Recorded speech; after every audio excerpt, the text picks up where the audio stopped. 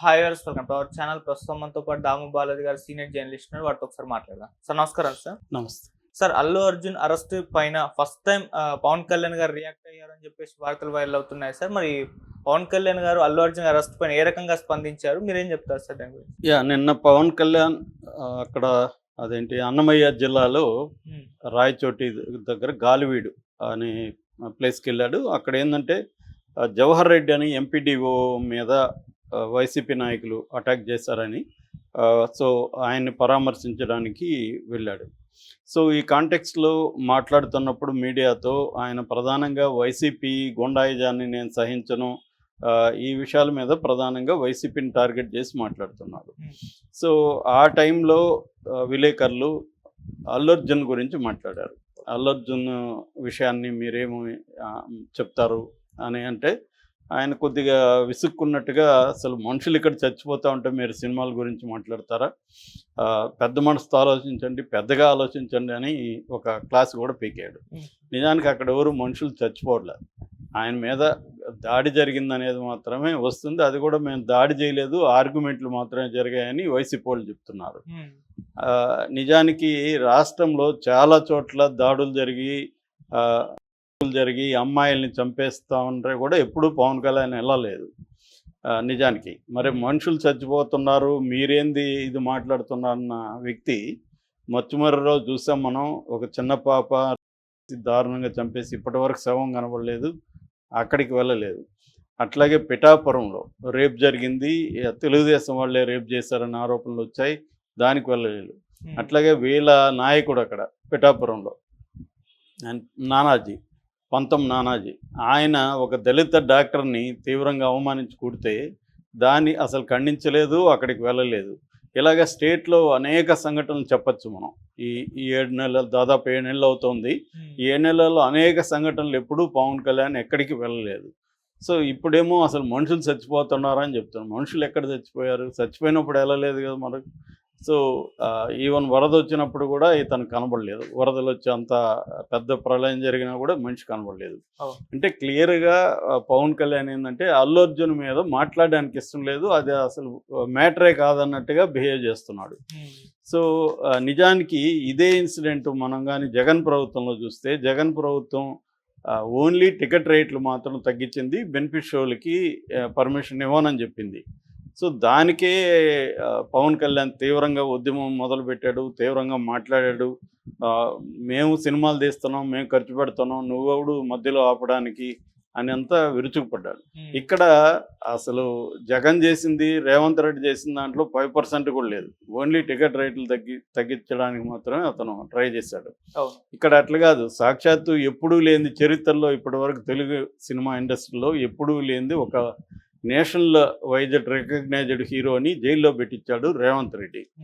అది కూడా ఇప్పటివరకు చరిత్రలో ఎప్పుడు కూడా అనేక సార్లు తొక్కిసలాట్లలో చనిపోయారు, పెద్ద ఎత్తున, దీనికంటే పెద్ద ఎత్తున చనిపోయారు. ఎప్పుడు కూడా ఎవరిని కూడా ఇప్పటివరకు అరెస్ట్ చేసిన దాఖలాలు లేవు, కేసులు పెట్టిన దాఖలాలు లేవు, జైలుకి పంపించిన దాఖలాలు లేవు. అట్లాంటి క్లియర్గా రేవంత్ రెడ్డి కక్ష కట్టినట్టుగా అతను పంపించడమే కాకుండా అసెంబ్లీలో ప్రకటించడం, దాన్ని అతను ఒకవేళ నిజంగా తప్పు చేస్తుంటే కోర్టులో ప్రూవ్ చేయకుండా పబ్లిక్లో అల్లు అర్జున్ దోషాన్ని నిరూపించడానికి అనేక మందితో, ఇంక్లూడింగ్ పోలీసులు కూడా ఎక్కడ నిరూపించాలి?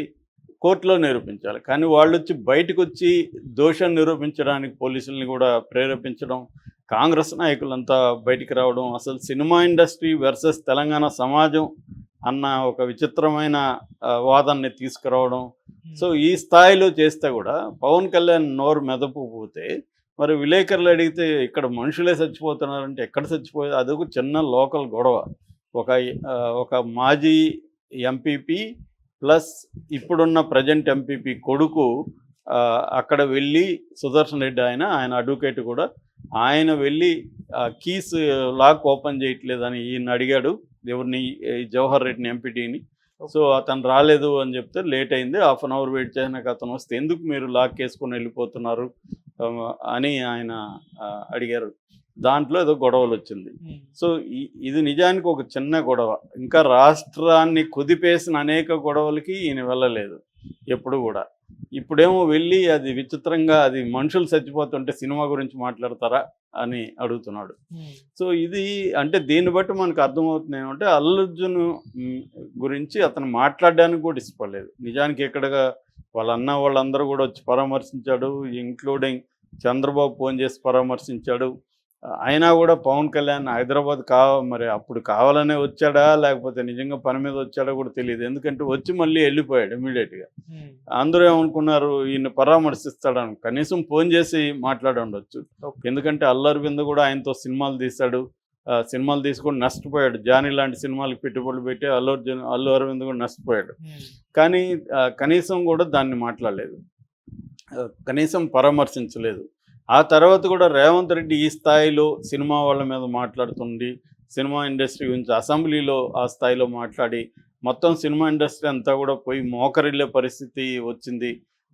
దానికి సంబంధించి అందరూ కూడా సినిమా ఇండస్ట్రీలో ఏం మింగలేక కక్కలేక ఉండే పరిస్థితి ఉంటే పవన్ కళ్యాణ్ మరి ఆయన సినిమా ఇండస్ట్రీ అంతే ఎవరు చేసినా మాట్లాడాలి కదా.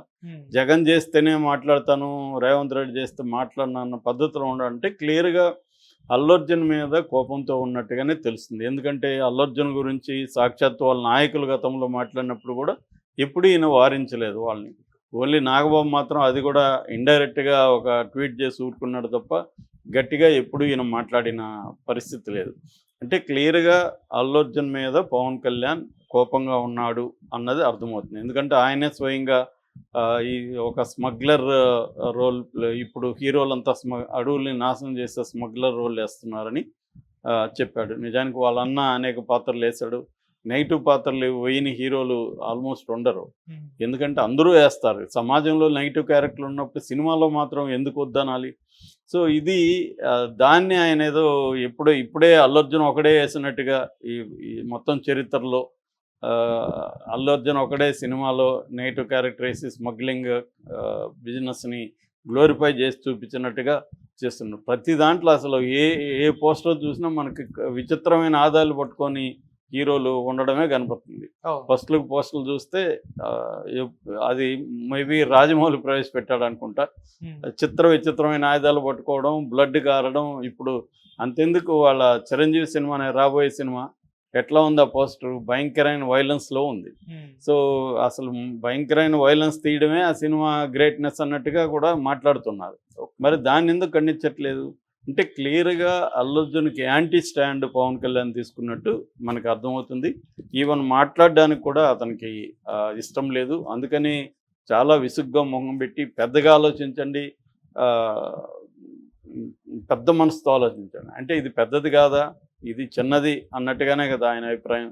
ఇది అసలు పనికిమాలిన విషయం, ఇది చిన్న విషయం, దీన్ని పోయి నన్ను అడుగుతారు ఏంది అన్నట్టుగా ఆయన విసుగు ప్రదర్శించాడు. పైగా విలేకరులకు కూడా ఒక చిన్న క్లాస్ వీకాడు. పెద్ద మనసుతో పెద్దగా ఆలోచించాను ఆయన. అంటే చిన్నదన్నమాట ఇది. సినిమా ఇండస్ట్రీకి సంబంధించి అల్లు అర్జున్ అరెస్ట్ అనేది తన దృష్టిలో చాలా చిన్న విషయం, దాని గురించి నన్ను అడగండి అన్న ధోరణిలో ఆయన మాట్లాడాడు. అంటే ఎప్పుడైనా మనం చెప్పినా చెప్పకపోయినా కొన్ని విషయాలు చెప్పినట్టుగా అర్థమవుతాయి. అంటే ఒక్కొక్కసారి ఏంటంటే బిట్వీన్ ద లైన్స్ అంటారు. అంటే నువ్వు ఏ విషయం మీద మాట్లాడకపోతే అర్థం ఏంటి? ఆ విషయాన్ని నువ్వు నీకు నచ్చట్లేదు, నీకు ఇష్టం లేదా అనేదే కదా అర్థం. సో ఆయన ఏదో ఒక అభిప్రాయం చెప్పాలి.